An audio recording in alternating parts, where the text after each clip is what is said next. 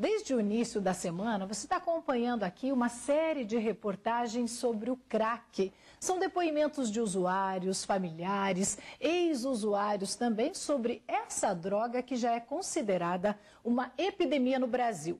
Então, para conversar sobre esse assunto, a gente trouxe aqui o psiquiatra José Leão de Carvalho Júnior, ele que é da Clínica Nova Esperança. Boa tarde, doutor, seja bem-vindo. Doutor, primeiramente, para quem tem, de repente, na família, uma pessoa viciada, dependente, como que funciona? Não é fácil levar essa pessoa, de repente, com a própria vontade para a clínica, né? Normalmente é a família que toma essa decisão, essa responsabilidade. E lá, como que funciona esse tratamento? Já estando na clínica? Chegando na clínica, a gente tem tratamento médico, com medicação, um tratamento psicológico, tem tratamento nutricional, tratamento de orientação para as famílias, que é fundamental. É uma equipe multidisciplinar. Tem musicoterapia e atividade física. A gente tem uma professora de educação física, a atividade física é fundamental.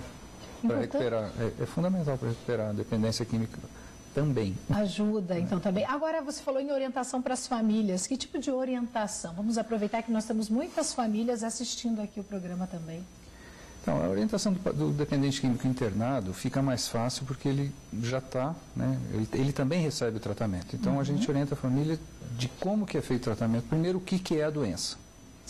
Primeiro, a noção de doença, que é difícil as famílias assimilarem que aquele familiar dele tem é uma doença, não é um problema de caráter, não é sem vergonhice, não é uma escolha dele, tá? É uma doença.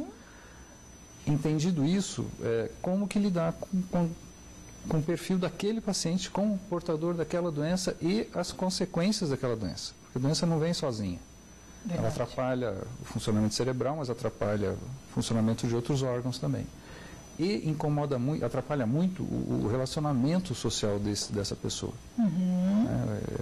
Prejudica muito relações afetivas, profissionais, né?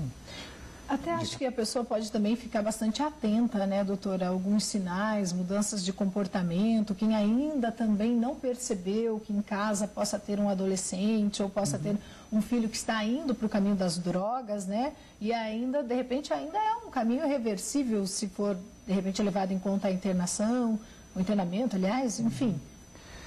Também na dependência química, o melhor tratamento é a prevenção, né? Se for possível prevenir, fica muito mais fácil. Depois de instalada a dependência química, ela é uma doença que não tem cura. O tratamento, quando a gente consegue o êxito, é manter a abstinência, mas nunca a gente fala em cura.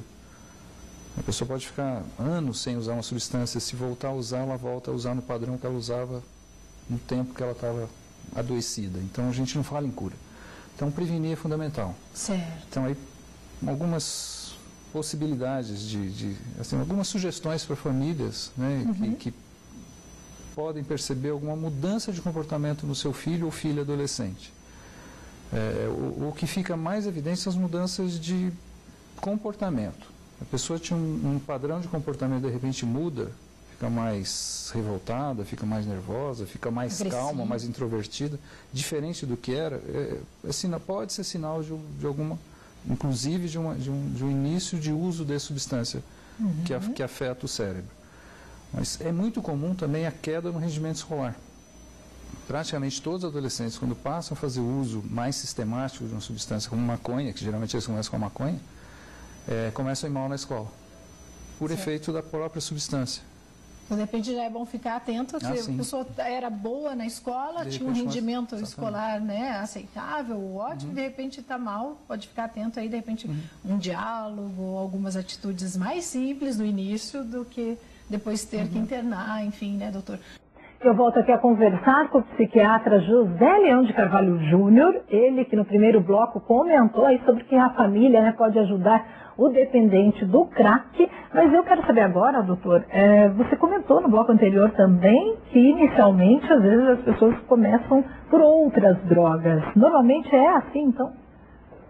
Em relação ao crack, sim. É muito difícil o dependente químico de crack começar diretamente no crack.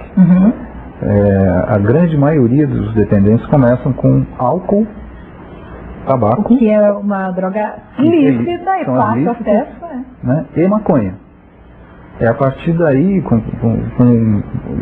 já desenvolvendo a dependência de álcool ou maconha, que essa pessoa experimenta, né? Ou aceita experimentar o crack. Né? Uma pessoa que não tem dependência dificilmente vai. Você aceita uma pedra de crack? Claro que não, né? É no momento. Já o dependente que, geralmente de maconha ou até de cocaína, que já passou por cocaína, que vai experimentar o crack e aí fica completamente sem futuro. Sim. Né? Acaba a história dele. Até porque o crack é muito mais difícil, diz que ele é muito mais rápido também, os efeitos são rápidos demais. É muito destrutivo do cérebro, do corpo, das relações sociais. Do que qualquer outra droga. É o fim. Então, na verdade, como que a pessoa ela pode se livrar? Ela tem que não começar. Esse é o objetivo. Lógico, melhor. Não começar a negar, né? Vai ter, como você me disse, todos os nossos jovens, vai ter um momento que eles vão receber, né, a oportunidade, vão ter essa oportunidade de experimentar. Alguém vai oferecer para eles, né?